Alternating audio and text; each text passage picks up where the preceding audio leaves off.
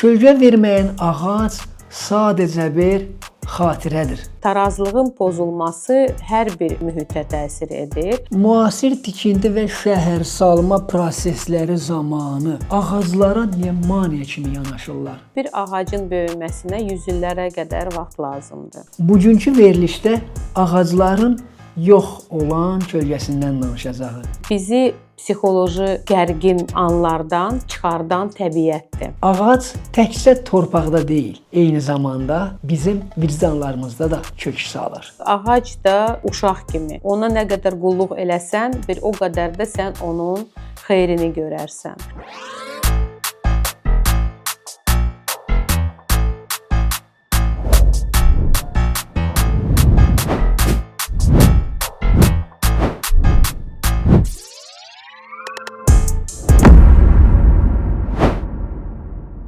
Salam dostlar. Ağac varsa, kölgə də var deyirik. Amma ağac var, kölgə yoxdursa, kəsilmiş budaqlar, qurumuş yarpaqlar və nəfəs ala bilməyən torpaqlar. Aydın olmadımı? Gəlin biraz da aydınlaşdıraq. Kölgə verməyən ağac sadəcə bir xatirədir. Əlbəttə, xatırlanırsa. Bugünkü verilişdə ağacların yox olan kölgəsindən danışacağıq. Yəni itirilən dəyərindən. Verilişimizin daimi qonağı biologiya üzrə elmlər doktoru Vəfa xanım Qasımovadır. Salam Vəfa xanım, hər vaxtınız xeyirli olsun, xoş gəlmisiniz. Çox sağ olun Əli, sizə də salamlayıram.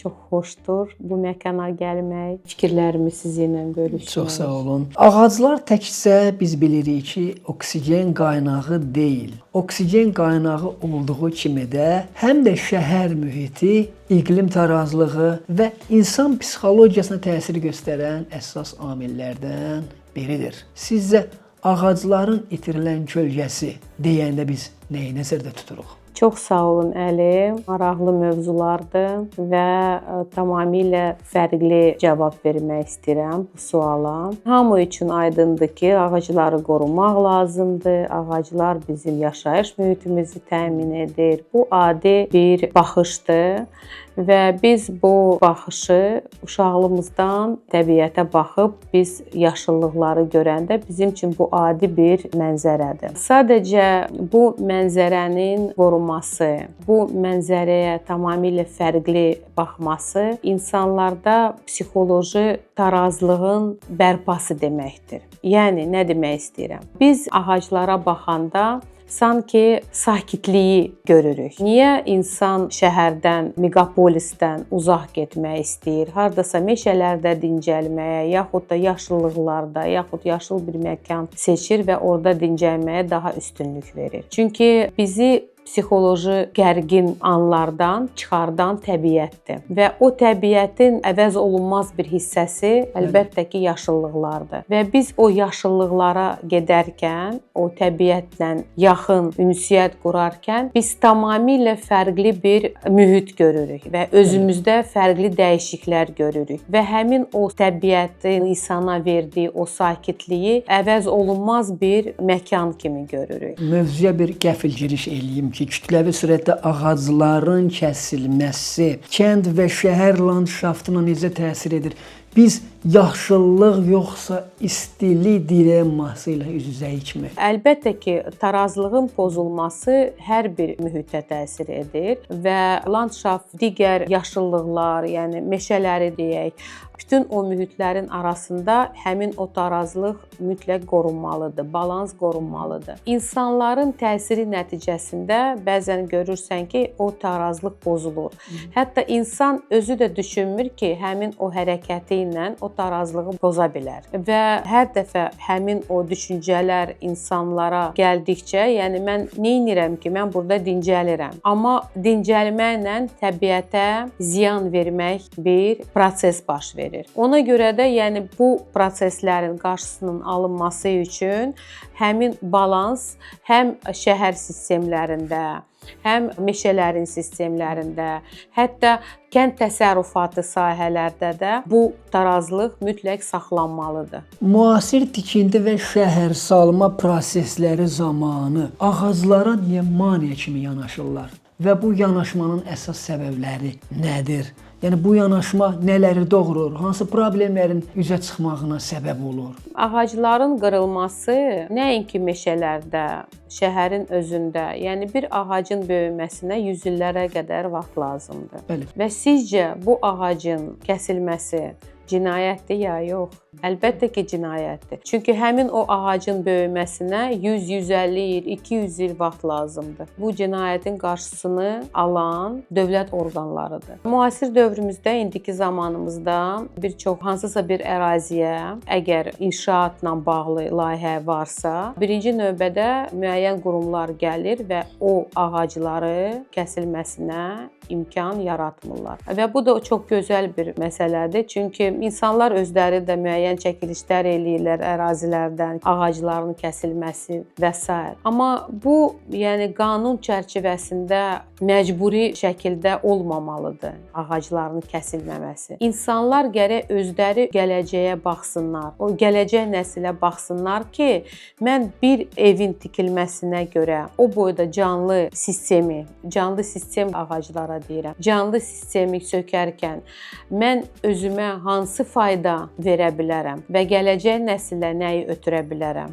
Antropogen amilləri bildik. Bəs iqlim dəyişiklikləri nəticəsində bar verməyən ağaclar, quruyan ağaclar və yaxud da kölgə verməyən ağaclar nə deməkdir? Bu təbiətin zəifləməyinin əlamətidir yoxsa nə? Yox, bu təbii proseslərin dəyişməsi əlbəttə ki, bitkilərə, canlı orqanizmlərə mənfi təsir göstərir. O sözsüz. Amma insanların təsiri burada önəmli rol oynayır. Əgər biz hansısa bir quruyan ağacı görürüksə, müdaxilə eləyib, ona kömək eləyib, bərpa etmək prosesləri təmin etməliyik. Əgər biz ona baxıb və onun daim qurumasını izləyiriksə, əlbəttə ki, o ağac canlı orqanizmdir, axırda məhv olacaq və biz həmin o ağacı heç cürə xilas edə bilmərik. Kölgə verməyən ağac ifadəsi, ibarəsi belə deyim, reallığa çevrilməsin deyə bizim bu gün görəcəyimiz işlər hansılardır? Fərdi və kollektiv.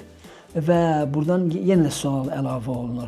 Təkcə ağacı əkmək kifayətdir, yoxsa ona qulluqdur? Çünki bəzən görülür, ağaclar əkilir, amma sonra quruyur. O ağaclar tələf olur, gedir. Addı olur ki, filan qədər ağac əkildi. Əlbəttə ki, ağacların əkilməsindən öncə sahəyə qulluq etmək lazımdır.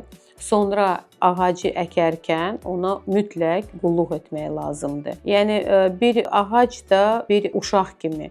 Ona nə qədər qulluq eləsən, bir o qədər də sən onun xeyrini görərsən. Nə qədər diqqət yetirsən, bir o qədər də onun qarşılığını görərsən.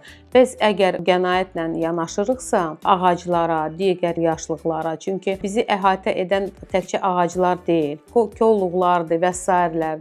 Və insan nə qədər çox qənaətlə yanaşsa yaşlılıqlara, bir o qədər də onun faydasını görər. Və quruyan ağaclar əlbəttə ki, elə ərazilər var ki, yəni hər bir şəhərin, hər bir ölkənin özünə məxsus olan mühiti var. Yəni ətraf mühitin amilləri, temperatur faktoru, rütubət rejimi və s. Ona görə bütün yaşıllıqları o mühitə uyğun olaraq əkib becərmək lazımdır. Əlbəttə ki, biz öz belə deyək, şəhərimizdə palma ağacları əksək, onlar əlbəttə inkişaf etməz. Çünki bizim mühitimiz, amillərimiz həmin o ağaca uyğun olan mühit deyil. Azərbaycana aid olan müxtəlif temperatur amili var ki, hansı ki ağaclar ona, o mühitə daha tələbkardır. Ona görə əgər bu balans saxlanılırsa, biz nə ağacların qorunmasını, nə də onların kölgə verilməməsini izləyə bilmərik. Çox sağ olun Vəfa müəllimə.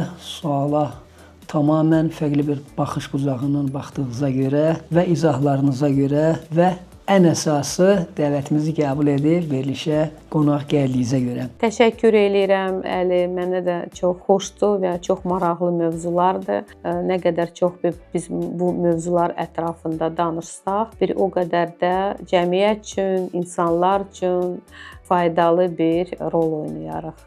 Çox sağ olun müəllimə. Sonda isə dostlar, kölgəsi olmayan ağac gələcəyin quraqlığı, susqunluğu və nəfəs darlığıdır. Biz bugün yaşıllığı qorumasaq, sabah kölgə axtaracaq bir dəyərimizin olmaması ilə qarşılaşa bilərik. Unutmayın, ağac təkcə torpaqda deyil, eyni zamanda bizim vicdanlarımızda da kök salır. Elə isə növbəti görüşlərə dək. Hələlik.